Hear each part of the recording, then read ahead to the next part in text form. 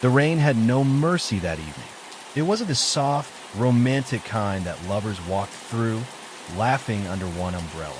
This rain was cold, sharp, heavy, the kind that soaked through your clothes in seconds and made you hate the world just a little more. Ethan Cole stood under the narrow shelter of the bus stop, arms crossed, jaw tight, eyes fixed on the wet road ahead. Water dripped from the edge of the rusted metal roof, splashing near his polished black shoes. He shifted his weight slightly, annoyed that even standing still felt uncomfortable. He had just left work late again. The board meeting had dragged on for hours, full of empty words and aggressive egos. And now all Ethan wanted was to get home, change into dry clothes, pour himself a stiff drink, and forget the day. But the bus was late. Again, a few other people waited at the stop. A young woman scrolling endlessly on her phone. A man with headphones, nodding to a song only he could hear. And a few steps away, sitting on the damp wooden bench, an old woman. She looked small, almost fragile, as she clutched a thin, faded shawl around her shoulders. Her gray hair was tucked neatly under a worn hat, and her shoes looked too light for this weather. She was shivering. Ethan noticed her the moment he arrived, and he looked away just as quickly. He had learned a long time ago not to get involved, not to notice, not to care. In this city, every day came with 100 sad stories, and if you tried to fix them all, you would drown in them. So Ethan built walls. Thick ones, high ones. He told himself the old woman wasn't his problem. Still, something about her made his chest feel tight. She coughed softly, a weak, tired sound. The young woman glanced at her, hesitated, then went back to her phone. The man with the headphones didn't even look. The rain grew heavier. The old woman tried to stand. Her knees shook. She grabbed the edge of the bench, but her fingers slipped on the wet wood. Her body wobbled, and for a moment it looked like she might fall. Ethan's eyes flicked toward her. His instinct screamed at him to move, but he didn't. He told himself she'd manage. She always do, don't they? The old woman slowly lowered herself back onto the bench, breathing hard. Her lips trembled. "Excuse me," she whispered. Her voice was barely louder than the rain. No one responded. "Please," she tried again, a little stronger this time. "Could someone help me? I need to get to St. Mary Street. I think I took the wrong bus earlier." Ethan felt the words hit him like a stone. St. Mary Street. For a strange reason, that name stirred something deep in his chest. A memory, distant and blurred, brushed against his mind, but he pushed it away. He kept his eyes on the road. The young woman finally looked up. "I'm sorry, ma'am," she said, uncomfortable. "I'm late for something." She stepped a little farther from the bench. The man with the headphones pretended not to hear. Silence fell again, broken only by the rain. The old woman's eyes slowly turned toward Ethan. He felt her gaze before he saw it. It made his skin prickle. "Sir," she said gently, "please, could you help me? I don't have much money. I just need to know which bus to take. I'm very tired."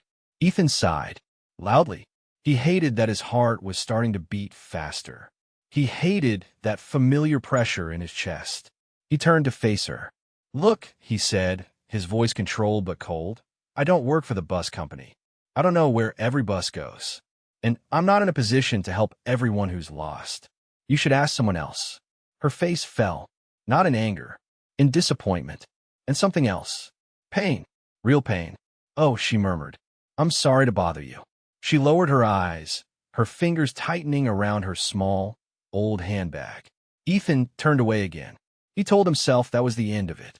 The bus finally appeared in the distance, its headlights cutting through the rain. Relief washed over him. As it pulled closer, Ethan stepped forward, ready to get on and leave this uncomfortable moment behind. But then, he heard it, a sound so soft, so broken, it almost didn't exist. A quiet sob. The old woman's shoulders were shaking. No one else seemed to notice. But Ethan did, and for reasons he couldn't explain, that sound reached somewhere he had locked away long ago. The bus stopped. The doors opened with a hiss. People began to line up. Ethan stood there, frozen. His mind flashed with an image he didn't fully understand. A small boy, a warm kitchen, a gentle voice singing softly. He frowned. Where did that come from? "Sir," the old woman's voice came again, barely holding together. I don't think I can stand on the bus for long. My legs are very weak today. Could you please help me get a seat? Ethan's jaw clenched. There it was, the request, the thing he had learned to avoid. In his head, a harsh voice whispered, "If you help her, you'll be late. If you help her, she'll ask for more. If you help her, you'll open a door you closed years ago." And another, quieter voice said, "She's just an old woman." He chose the louder one. "I can't," he said flatly. The words felt heavy as they left his mouth. Her eyes widened slightly, not in surprise, in recognition, a strange, heartbreaking recognition. "Oh," she whispered again. "I understand." She slowly stood, wobbling, and took a step toward the bus. Her foot slipped. She cried out softly, and before he could stop himself, Ethan moved. He caught her arm. For just a second, their skin touched, and in that instant, his world tilted. The smell, the warmth, something impossibly familiar rushed into his senses. It wasn't a perfume. It wasn't soap.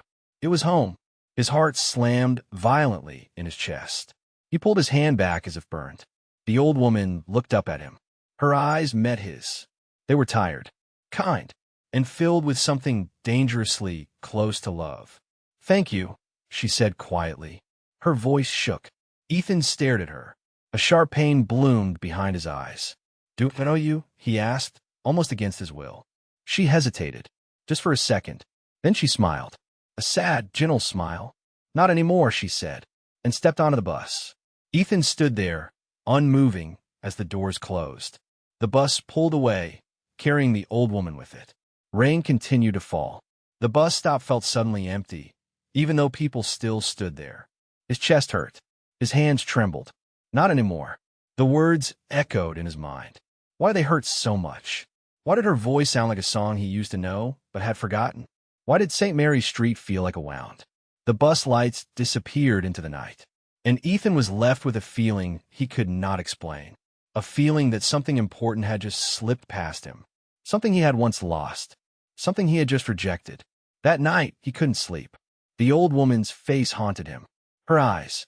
Her voice. The way she looked at him, as if she had known him forever. As if she had loved him. At 3:17 a.m., Ethan sat up in bed, his heart pounding. A memory broke through the wall he had built. A little boy. A woman humming. A small hand being held. A name whispered in the dark. "Ethan," he whispered out loud. And suddenly, a terrifying thought formed in his mind. What if I've seen her before?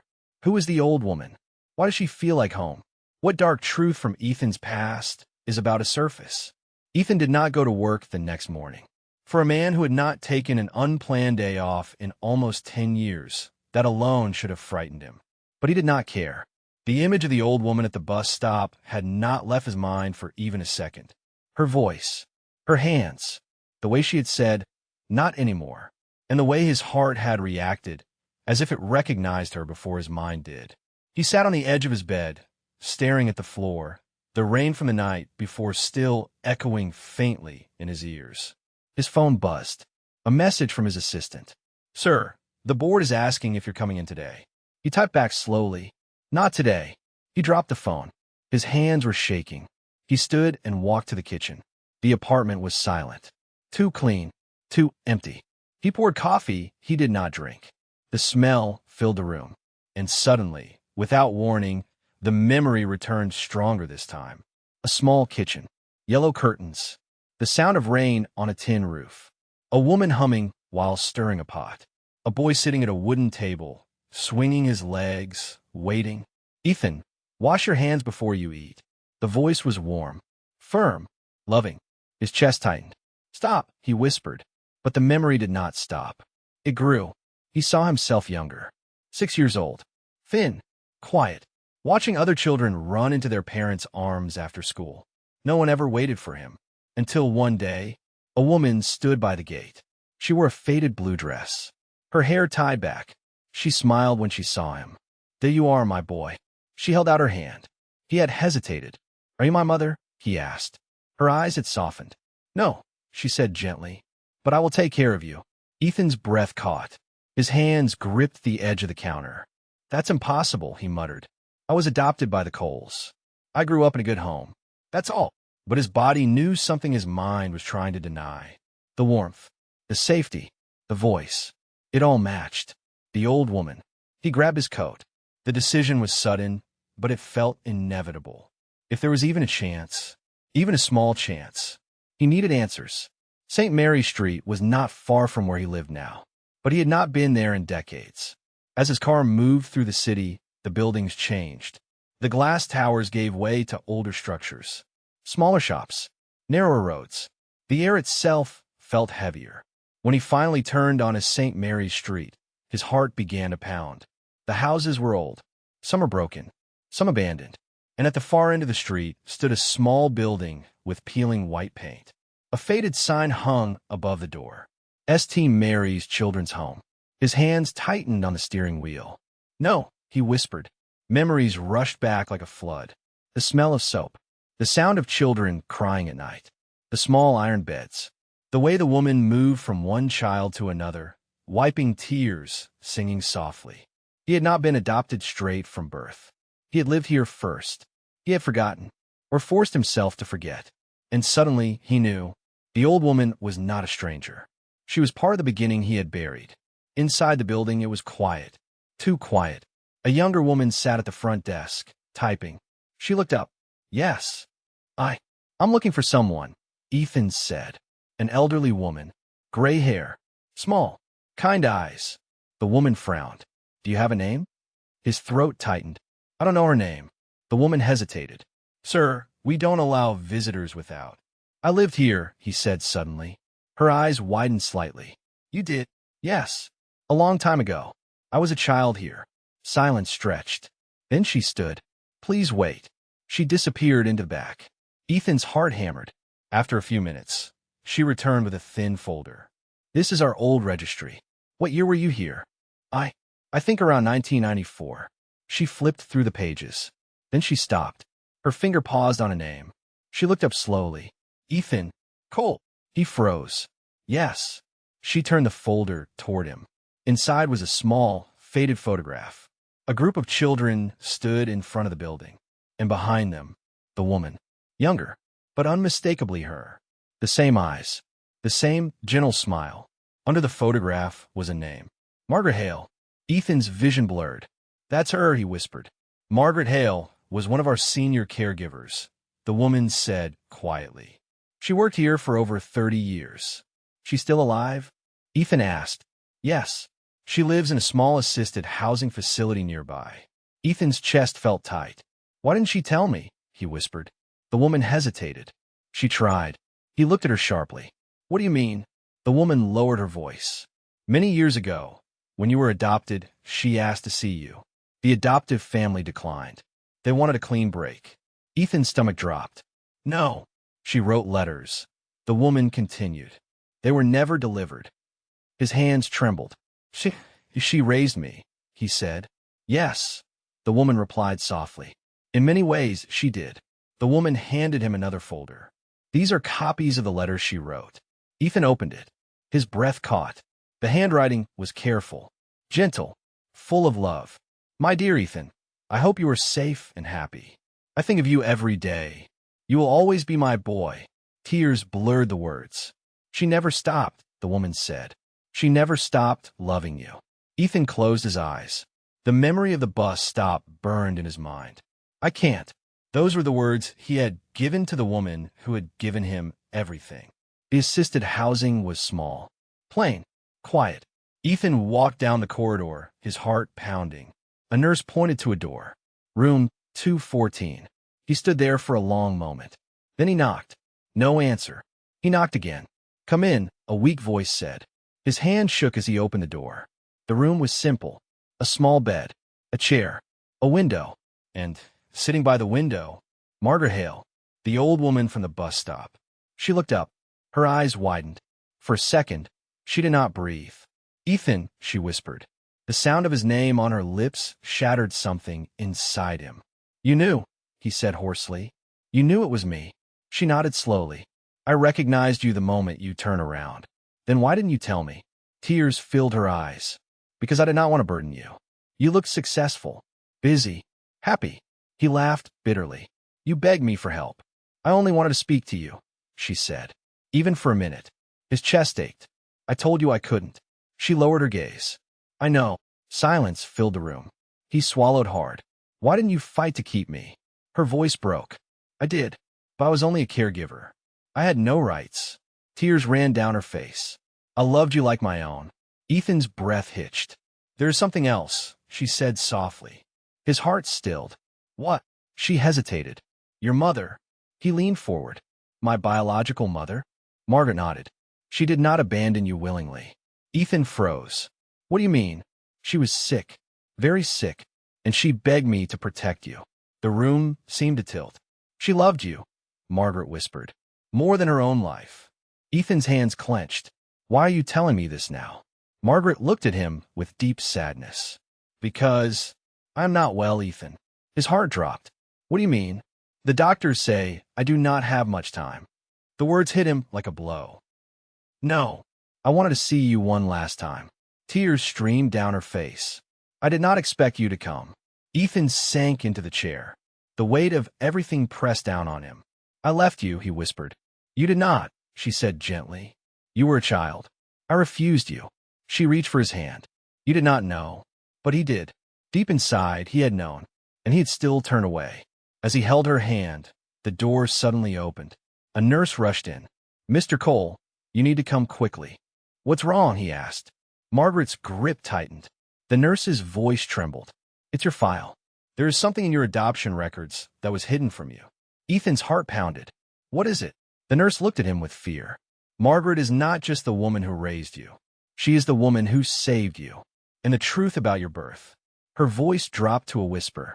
Changes everything. What is the dark secret in Ethan's adoption file? What really happened to his biological mother? And what truth about Margaret will shatter everything he believes about his life? Ethan did not remember standing up. One moment he was sitting beside Margaret's bed, holding her thin, trembling hand. The next, he was in the hallway, the nurse's words still echoing in his ears. There is something in your adoption records that was hidden from you. Margaret is not just the woman who raised you. She is the woman who saved you. And the truth about your birth changes everything. His heart hammered so violently that he could hear it in his ears. What do you mean? He demanded. Save me from what? The nurse, a young woman named Clara, swallowed hard. Mr. Cole, please follow me. Margaret's voice drifted weakly from the room. Ethan, please come back. The sound nearly broke him. He turned to her, his eyes full of fear. I'll be right back, he said softly. Her fingers tightened around his for a brief second, as if she already knew this conversation would change him forever. They walked down the long corridor in silence. Every step felt heavier than the last. Clara stopped at a small office. She unlocked the door and motioned him inside. The room smelled of old paper and disinfectant. A filing cabinet stood against the wall. This should not be happening, she said quietly. But when I saw your name and hers, I felt you had the right to know. She opened a drawer. It was marked, confidential, sealed records. Her hand shook as she pulled out a thick brown file. She placed it on the desk. On the front was written, Ethan Michael Hale, formerly Baby Hale. Ethan's breath caught. Hale, he whispered. My name was never Hale. Clara looked at him with sadness. It should have been. Ethan opened the file. The first document stared back at him. Birth certificate, original, redacted copy. Mother, Margaret Hale. Father, unknown. Date of birth, redacted. Ethan's vision blurred. No, he whispered. That's impossible. Margaret Hale. Not caregiver. Not stranger. Mother. This must be a mistake, he said hoarsely. Clara shook her head. It is not. Further inside the file were police reports, medical records, newspaper clippings. His hands trembled as he read. Infant rescued from tenement fire. Mother critical. The article described a late-night fire in a rundown apartment building over 30 years ago. A woman had run into the flames. She emerged carrying a baby. She collapsed outside. The baby survived. The woman suffered severe burns and brain trauma. Name of the woman, Margaret Hale. Ethan gasped. That was her. Yes, Clara whispered. She was your mother. But then another name appeared. A medical report. Patient, Lillian Cole. Ethan froze. My adoptive mother. She was not only your adoptive mother, Clara said. She was your biological aunt. Ethan's knees weakened. What? Your real mother's sister. The file continued. Lillian Cole had taken custody after the fire. But instead of telling the truth, she changed the records. She erased Margaret's name. She presented you as an abandoned child. She adopted you. And she cut all contact between you and Margaret. Ethan's voice broke. Why? Clara's voice trembled. Because Margaret was alive. And she wanted you back. The papers revealed legal battles. Petitions. Denied requests. Psychological evaluations labeling Margaret unstable after the fire. Fabricated. Manipulated.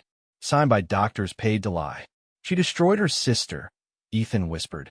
Clara nodded. She destroyed Margaret to keep you. At the back of the file was one final envelope, marked, to be given to Ethan at age 30. It had never been given. Ethan opened it. Inside was a letter in shaky handwriting. My son, if you are reading this, it means I have failed to reach you myself. I am your mother. I ran into the fire for you. I would do it again. Every scar on my body is a reminder that you lived. I'm not crazy. I'm not dangerous. I only love you, and I always will. His hands dropped. Tears fell onto the paper. I refused her, Ethan whispered. I turned her away. Clara said softly, you did not know. But she did, he said. She knew, and she still loved him. He ran, back to room 214, his heart in his throat. He pushed the door open. Margaret lay on the bed. Her eyes were closed. A machine beeped slowly beside her. Margaret, he cried. Her eyelids fluttered. Ethan, she whispered. He fell to his knees beside her. I know, he said, choking. I know everything. A tear slipped down her cheek. You found out. You are my mother, he said. Her lips trembled. Yes. I never stopped loving you, she whispered. I watched you grow from afar. I knew where you went to school. I knew when you graduated, when you married, when you divorced. He stared at her. You were always there? Yes, she said, even when you didn't know. His voice broke. And I told you I couldn't help you. She lifted her weak hand to his face. You helped me more than you know. You came back. Her breathing grew shallow. Ethan, there is something else you must know. His heart raced. What? Your aunt. Lillian, she did not only steal you. He leaned closer. She was responsible for the fire. The world seemed to stop. What did you say? She locked the door. His breath left his body. She wanted me dead. Margaret's grip tightened weakly. She wanted you, and she was willing to kill me to have you. Ethan shook. No, I survived, but she won. Margaret's eyes filled with tears. Promise me, you will not let her story be the only one. He nodded, sobbing. I promise. Her eyes closed. The machine's beeping slowed. Mom, he whispered. The room held its breath. Suddenly, the door burst open. A doctor rushed in. We're losing her. Ethan stood back as they worked. His heart shattered, and just as he was pulled from a room, his phone vibrated. A message from an unknown number. You should never have opened that file. Did Margaret survive? Who sent the message? Is Lillian Cole still alive and watching? The message on Ethan's phone glowed like a wound. You should never have opened that file. His fingers went cold. The words didn't feel like a threat. They felt like a promise. Inside room 214, voices overlapped. BP dropping. Pulses weak. Prepare adrenaline. The beeping machine sounded faster now. Ethan stood against the wall, helpless. His mother. The words still felt unreal. The woman he had turned away in the rain. The woman who had burned for him, and might now die without hearing everything he needed to say. Please, he whispered. Not yet. Minutes stretched like hours. Finally, the doctor stepped out. She's stable, he said, but she is very weak. Ethan exhaled a sob. Can I see her? For a moment. He sat beside her bed. Her breathing was shallow. Her eyes opened slowly. You're still here, she whispered. I'm not going anywhere, he said. Tears filled his eyes. I didn't know. They took you from me. She smiled faintly. But you found me again. He nodded. I'm sorry for that day at the bus stop. Her hand moved weakly. You were tired. I saw that. I was cruel. You were human. He leaned closer. I will tell the truth. I will make them hear your story. Her lips trembled. That is all I ever wanted. Lillian Cole was 82. Still elegant. Still sharp-eyed. Still dangerous. Ethan found her in a private care facility on the other side of the city. She did not look surprised to see him. So, she said calmly, "You finally know. You tried to kill my mother." Her expression did not change. She was weak. She would have ruined you. You locked her in a burning room. I saved you. Her voice was cold. You stole me. I raised you. You destroyed her. She was inconvenient. Ethan felt sick. He had not come alone. Police officers stood behind him. Journalists waited outside. The sealed file, the forged reports, the bribed doctors, the letter, all had been copied. Lillian's calm finally cracked. "You cannot prove this." "Yes," Ethan said. "I can. Under pressure, under evidence, under the weight of years of lies." Lillian spoke. "I only wanted him. He was mine." The room was silent. The confession was recorded, and the truth finally had a voice. The case shook the city. A respected family exposed. A caregiver revealed as a hero. Margaret Hale's name was restored. Ethan Hale. For the first time in his life, his name felt whole. Margaret did not have long, but she had peace. Ethan stayed by her side. He read her the letter she wrote. He told her about his life, his successes, his failures, his loneliness. She listened.